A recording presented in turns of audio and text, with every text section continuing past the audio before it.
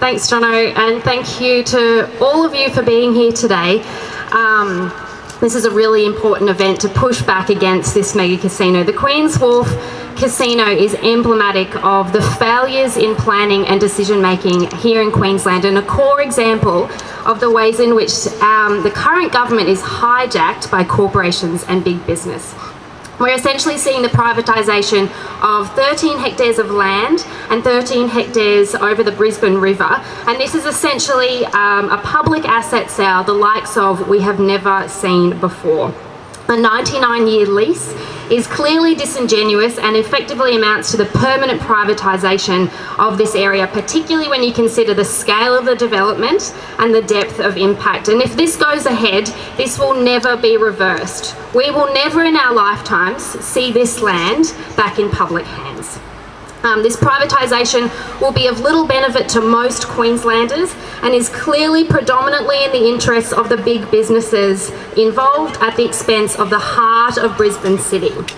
And the government knows how bad this is. The Queens Wharf Act that was written to allow this development to circumvent other pieces of legislation includes a clause that there will still be public access to the riverfront. So we're giving away public land and then having to legislate to ensure that we can still access our riverfront.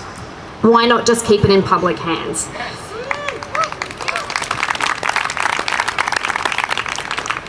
The details of the agreement between the consortium and the Queensland Government are also scarce, and there's little information that's publicly available. The government this week refused to release the community impact statement and the land valuation for this 13 hectares of land, and instead told us to go away and do a freedom of information request. So that's exactly what we're doing. This is our public land, this is the heart of our city, and we deserve to know the details of this dirty deal that the government has made with this consortium. The project is also yet another example of the ways in which the government is beholden to corporate interests and drunk on donations from big business. Between 2015 and 16, Star Entertainment donated about $26,000 to one of the key major parties who also are currently running the government, who were elected on a platform of rolling back aggressive asset sales that were introduced by the previous government. Corporate donations are undermining democratic integrity, particularly with regards to planning and development.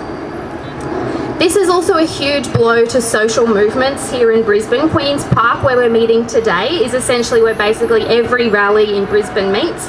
And by the looks of the mock-ups, there's going to be an escalator right in the middle of this park through into an underground shopping centre. Is this a government conspiracy to squash social movements, potentially?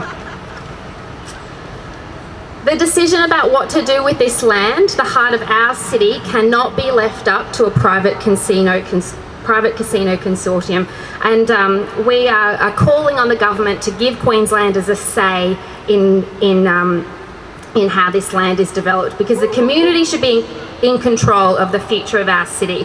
And if the government is so sure that this is what Queenslanders want done with the heart of the Brisbane CBD, they need to put it to a vote.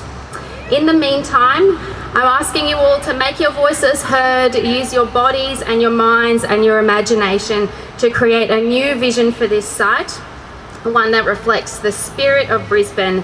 We can do so much better than a mega casino, and our new vision starts here today. Thank you.